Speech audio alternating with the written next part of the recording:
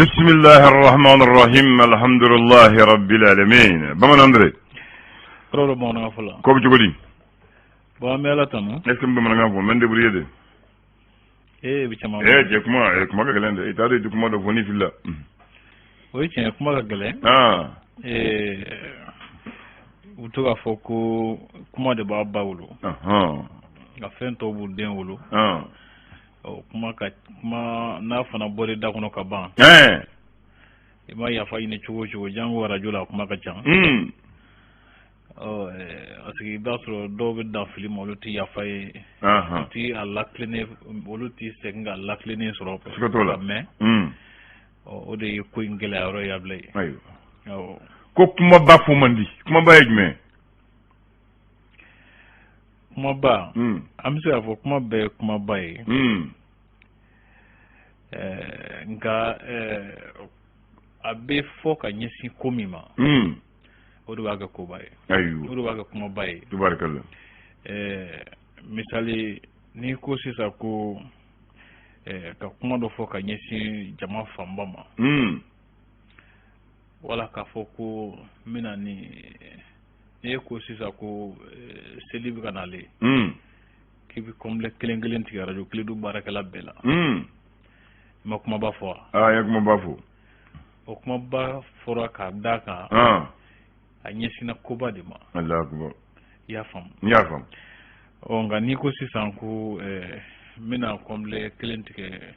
nga secrétaire la yoro ikuma de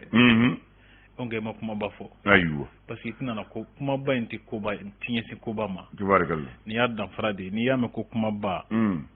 nega famun la be nyesi koba de ma tubarakallah awo jalmati ko aga dongli la ko kuma juguti koro o chen emuna kuma juguti koro sabula fara mogo mima o tigi sinyana ko la akbar wala kama bamana gele no mafo ko ni ko ke sabagala abisa na ngani yake mo bagala abu monaye la akbar o chola ni ya fo sabagala abisa na ye ngani ya fo mo baga funa abu monaye o korosi do atinyana ko ni fen fore masisa kuma mi kuma juguye misali dangani kan wala la goshili kuma do be no forima la hala do kono abla yinyene manda ko Allah akbar ne ko funangene motola masisa ko alay mo mi masaw munala ka la goshiga keni ako falato yai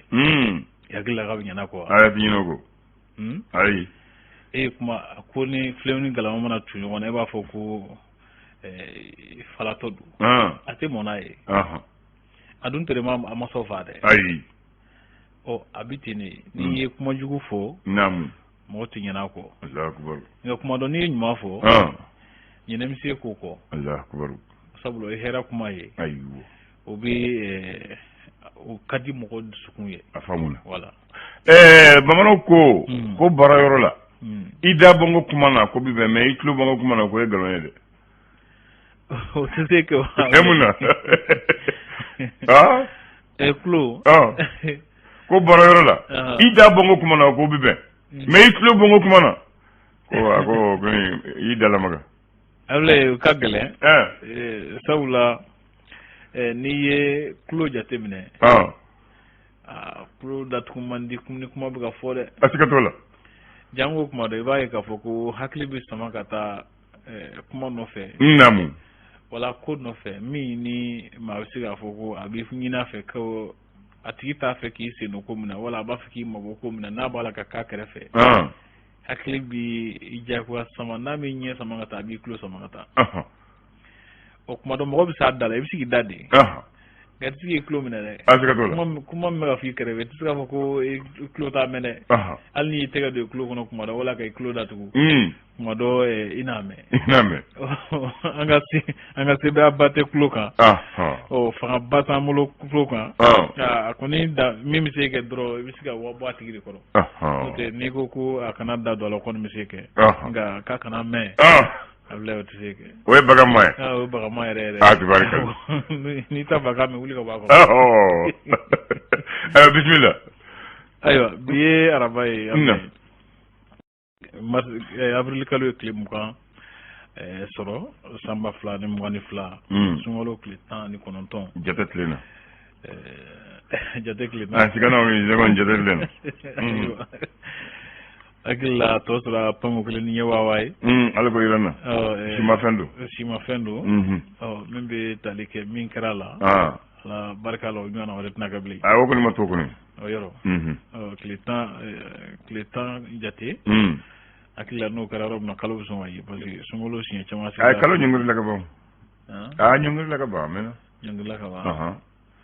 ayo dogo dona ko koti le me dogo kunte mane o bi anyungul la koti ansira koti service ande ay ni nga jigi sale sika tola ayo ameni bi ko ni mi jigi fana ngi ñefle de awama sena fréquence ka don don ga wuru tutu fara de jigi moyen awama sena fréquence ça ta don don ayo aw parce que farikolo ba fekk ci ganji so oui tiens farikolo ba ka se am na mata na don doni atibe akuma la cha fundani mi fana mi sengro ko ko chable gafo be amba damani l'indépendant way ken yere ay ko ni ba fekk kan yere ko ni aywa ko kuma ni kuma ka cha nga mimbe talike faranyanga kulu do be mi wole ko kren lu kon ye a nyini jamana marabagaw fe namu foku ka fere bela jele ke wasa kala taw ke watinu ke chugo no ko no gram yo ka se ka fo ma ye famal ka surala ko nyingal nyoy ani ko ka klaka la CNT ma lu ko ka yamoradi abaraka sika la waliya ko premier debina sini de ablay premier sin na le fe ko mi ga ko baywa ay ko ngo comme sina kanga ta CNT nyala ngota fo yoro la ne no ngo e fe ka tali CNT la ko baywa ko bata ablay afura de ko question d'actualité kama ta nyini ngane kisra ga munga masika munga o chuwa ditu ne ka famula chuwa ditu da ma drone aga sika nyefo ay d'accord ay munke o na munke fala o be bala na soro sa ko sente ko sa ko motion de censure awuj billahi amese ga foko ye o mani de wese ko ay bo ni ko fana mga ta chugo dola ni nyemo mu jojo la kuma ka jane ani cedere mo bo nyanga motion de censure ay ngonni a soro sa ko fole no misalla nya fam ebisi ga foko ko shini ko ba do be sente la nga o tiga ke wa fora do ku ta nyini ala ka ke ko bay bon ne agilla namu frère si ko ta nyefo mais ñi gal defana ni sente mo wasa bu se ka fo bon ante fana bala de bon kana ñu ko le afla do ana numbe politique ko mais ango be fo jama ni ñi galina ni sente ko ama wasa ge jabila akayita wala seme o be se ka fo awo be se ka fo ka fo be se ka fo voilà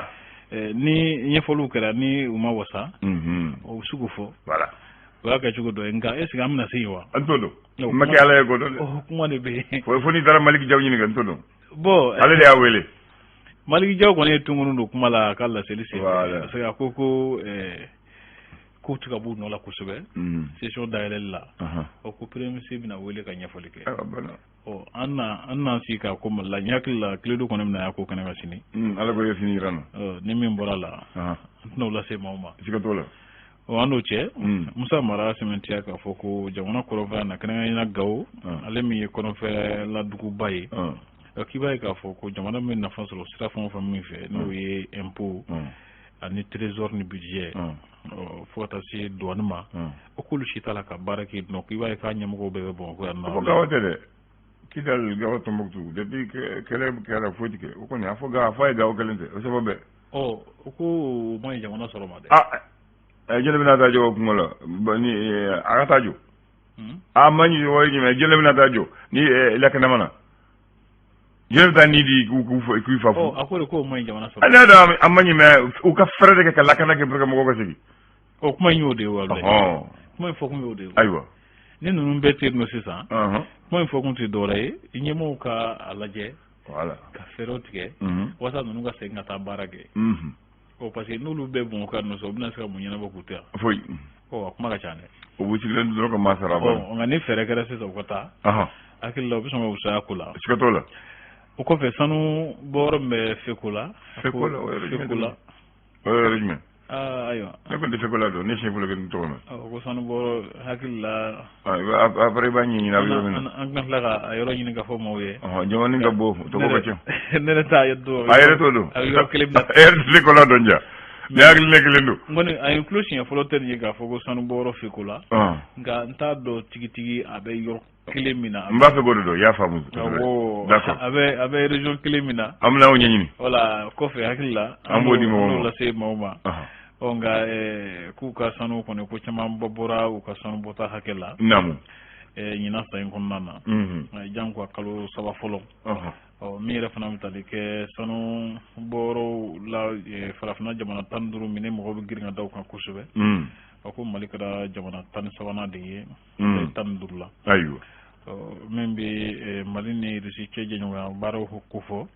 ko kulumi be wele ko apex mali olu ni lasidin summe bo mako yanno on bala ko tigad nyaw wasaka sika je ka barado sabati tilala o ko fe gosi ko franci kala cho koni sika na ma worom nay o sika na wa worom no ni yajira ka fulu ni ba ma chuve je ka barola nyon fe abay d'accord Safi Solo ko kay me mbafe ka do kay dugu jume abi kay yelimane o abi diboli o abi kidira o mbafe ko do voilà les échos wele ala sementia ko premier ministre ko minata CNT nyekoro ko yala ko abina seka mko duzukun la son ko kuray wa walima abebna chien abulodi neto do o nere fana to don folo nam sini ko ma kunje ne kam yando nya fomo sika to la o kofe ko jamana dum hakilla ye jumanye premier ministre docteur Choguel ko kala maga ka baro tabulu kan o kama ka yinga ne seme ma do la yidno par ko nyajo ministre Musa Agata yer ka gafi do sebe o ARF femu kan ka WhatsApp be nga sabati jamana en kono o gafi mbala ka nyeshi wude ma blay tubarakallah l'essor faso ka fasiri nyeta faso ka so munum be no ni o fere la wati tamade nunda o yira ka foko o fere chugo manye ka keni suko ministre ka nyefoluye o ko fiye chamanyira la wa ko musaka mi nganga la se jamana mando se ba wore millar saba ani million keme shekinye namu asi fe ko warma di jamana ma namu mo do bituka yala bon ko konna wala da fe ka sunge di mo ma siraba dawla membe esor ko falu kama ka nyefolu do ta ka nyashi o barata bulu ma namu ako sama tafsika ni kura bisika dula chuko bina ko wulika jo bina damne ko vartaga kam ko war 2023 ko hukumu kono nam kenya ba ko sanu boro do dafrila mo wulum flani to akula ka dafrira membe talike kati kajana ani fo se ba ko mo ko do ani mo ko ni mi fenjugu do nam ani sonu fo ta se mo jugu prenda do ko ni mine munu humala ka teme sero fe munu sera mun tsra jelu ni bama andre anga jabinana Samburu Cham abikay ko fekola dans le sac de Kenyeba commune de Sitakli région de Kay adafara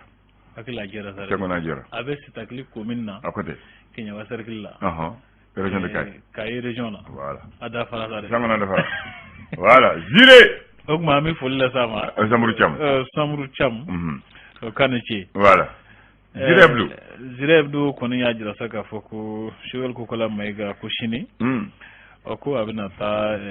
CNT nyekoro able ko min kon metalike jamana dunka hamna ko baye minu yesisa ko wajibi do aka dal jonjo ni jigisi kuma chama fo tabulu kan ko ni amasugo ke ko abison wa yinde afeka ka wala semaine non ko fesa min be so dumuni ko do mabam wol ko wandigi jara ale ko nya yini sundono fe 600 ka fo ku janto yera la kusube wati no kono abla nan amba ku jene informateur ni jonko ngol bayaka do ba juro ani ko ngol bay ni jon cardinal do ya ke belebel bayde cardinal Jean Zerbo ale jare ba kan ko pakiseli ko kuma konnana ko o ma ka fugulani do ala o ko ma do njono fulani bala ne nyadal peut-être ya yechugre voilà parce que ale na ka fugulani be nyona do fugulani ba ko okay ko aye ladili kan caman di ka ɲɛsin jamana duma ni ka ɲinu fɛ ko an ka kuma ɲɔgɔn fɛ kuma dɔ na kuma na a b'a to an ka ɲɔgɔn hakililataw dɔn ka funu caman fana bɛ yen nɔ olu bɛ jigin siga t'o la o kɔfɛ ko faransi kɛlɛcɛw kɔni ye u ka minɛnw cɛ ka bɔ gosi dagayɔrɔ la ni ka to mali finitigiw bolo ozone mali baarakɛlaw b'a la ka kalo 3 sara ɲini o ko juru bɛ ozone ɲɛmɔgɔw la kuranko o zoni ɲɛmɔgɔ fana ko juru bɛ faso la aya o kuma o kɔrɔ ko sara juru bɛ faso la sa kɛ ayi ne t'o dɔn dɛ mun tɛ de ayiwa ni ko u ɲɔgɔnna ni karisa in ka wari di a m'i ka wari di ma wari bɛ min kan ka wari di o ka wari di ayiwa a faamuna walasa fantanw ta na d'u ma i y'a faamu kuranko hukumu kɔnɔna na ko kurantigɛba min bɛ sen na o ko kuma dɔ k'i b'a ye ka fɔ fiɲɛ bɛ jamana ɲɛmaaw la sabula k'olu kan ka wulikajɔ minnu kɛ ani ka ŋaniya minnu siri walasa ka se ka gɛlɛya in furakɛ ko tɔ bɛ o jɛ kuma dɔw la siga t'o la Kɔrɔwari taga jɔ waralu hukumu kɔnɔ kan hukumu siratigɛ la o ko Mali ni Congo Brazzaville Gambie ani Sudan du Sud bɛ kulu kelen kɔnɔ a bila nan ayiwa ala ka sebaya d'an ma amina le républicain b'a kun cɛ ko Dr Choguel ko kala Mayiga bɛ a ka CNT tagali labɛnw na min tali kɛ kulukulu ko gɛlɛya dɔ bɛ ADEMA PAIG kɔnɔ yen nɔ ko a ka jugu fɔlen ye olu o fɔ tɛ kɛ la degelen dɔ la o tiɲɛ mura ko Mali jamana marabagaw kɔni a jira sa k'a fɔ ko nkalon caman dara surasiw la ni ko fɛn caman fɔra nanzaraw fɛ minnu tɛ tiɲɛw ye walasa ka lagosi ta ka ɲɛsin an ka finitigiw ma a bila yen sɔgɔmada na kunnafoni teli kuma wɔni an b'o kun cɛ o tɛ wa an b'a kun cɛ tilegan fɛ an n'a lajɛ ka an nɛrɛ kuma ni ɲɔgɔn cɛ walasa mɔgɔw ka faamali sɔrɔ a la bamanan dɛrɛ bamananya denmisɛnya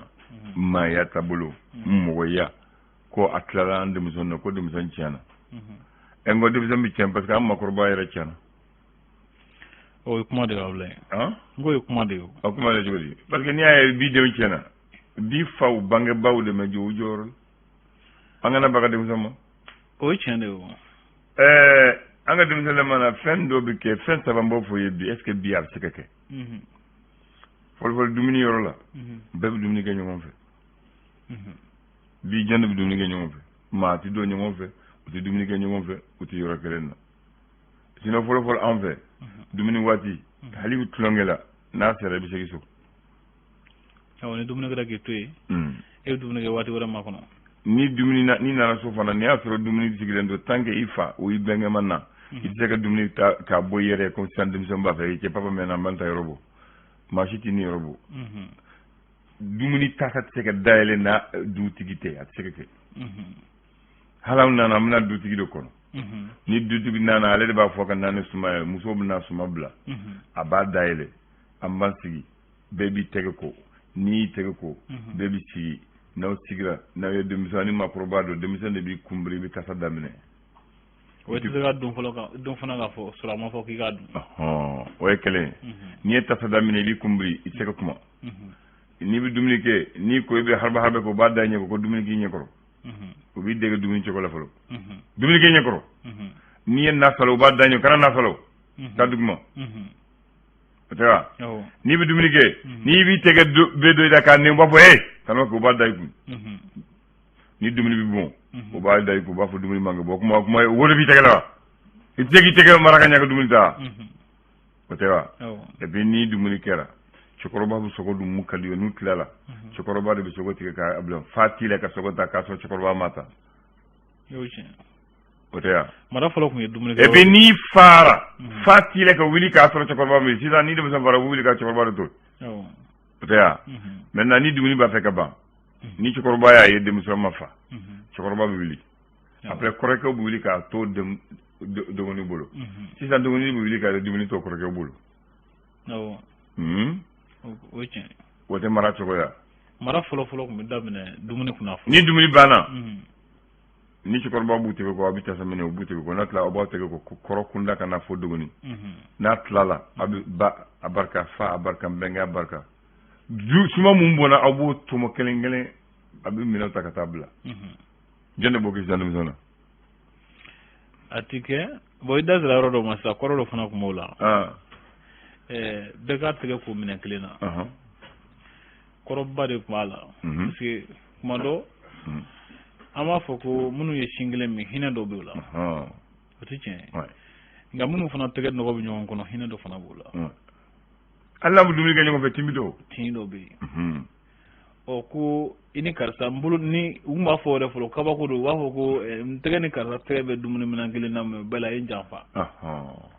ayo koroba jira ka foko ni o be dumuni ganyo fe hina do ni tindo be voilà na wo tege ko minan kelena hina do ni tindo bina donc o de b'a to ni gɛlɛya ko caman bɛ yen nɔ ani juguya caman bɛ yen nɔ i b'a ye i bɛ dɛsɛ k'o kɛ parce que ni mɔgɔ hinɛ b'i la n'aw tin bɛ ɲɔgɔn na a tɛ sɔn ka kojugu dɔw kɛ ɲɔgɔn na. o ye kɛlɛ a gundulama fana bɛ mun hali i bɛ sɔn ka dɔnkɔnɔ kɛ dumuni sɔn ka ko i b'a dɔn bɛɛ b'a dun ɲɔgɔn fɛ. awɔ parce que n'i y'a dɔn ko du bɛɛ bɛ halaki. awɔ voilà o fana b'a a awɔ o fana b'a la. voilà bon comme waati kɛra an ka to yan bi fɔlɔ. i b'a ye minnu bɛ ko dɔn. hali n'olu bɔra baarayɔrɔ la ka na o kelen di dumuni kɛ so. hali sisan i y'a faamu minnu bɛ ko dɔn a bɛ ten. voilà parce que ni furumuso b'a dɔn e n'a denw de a woloden de bɛ dumuni kɛ fa t'a la ka fɛn dɔ kɛ dumuni na o. o ye tiɲɛ. parce que ni bɛ kan n'an ka dumuni kɛ n'a yɛrɛ da a bɛ kule n den sara kan bɛn.